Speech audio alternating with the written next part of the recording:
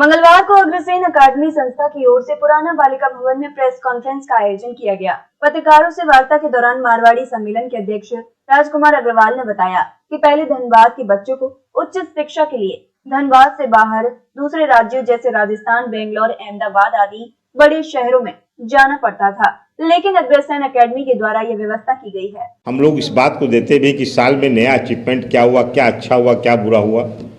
तो आज का उद्देश्य यही है कि अग्रसेन अकादमी करके झरिया के अंदर में एक नए संस्थान का शुरुआत किया गया है, जो कि उच्च शिक्षा, यहाँ के बच्चे भी इंजीनियरिंग, डॉक्टर, आईआईटी और प्रतियोगिताओं में भाग लेकर के अपने स्तर को सुधार सकें और पूरे देश के अंदर में जो दौड़ है प्रगति की उसमें सम्मिलित हो सके। क्योंकि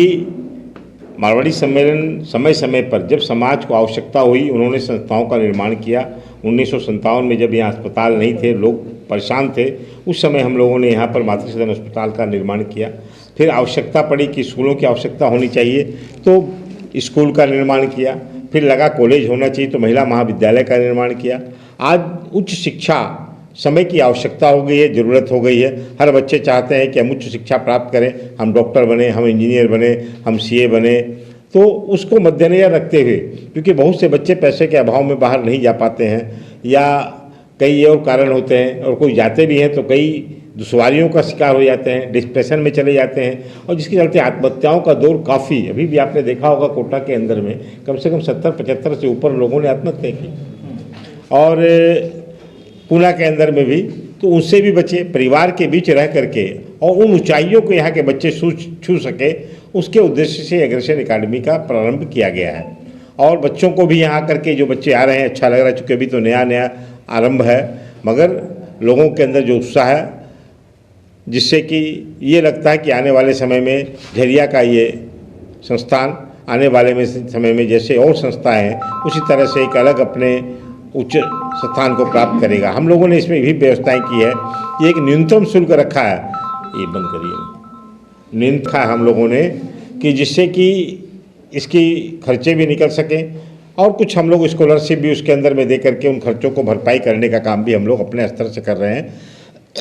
जिससे कि बच्चों को कोई असुविधा ना हो। इसके अंदर में बच्चों को किताब भी मुफ्त में देने की, आने वाले समय में हम लोगों का है कि बच्चों को स्कॉलरशिप भी देंगे, और अगर आवश्यकता के अनुसार प्लेसमेंट की भी, जब बच्चों और आगे बढ़ेंगे तो प्लेसमेंट की भी व्यवस्थाएं कैसे हो सकती है उसका भी हम लोगों ने तैयारियां की है।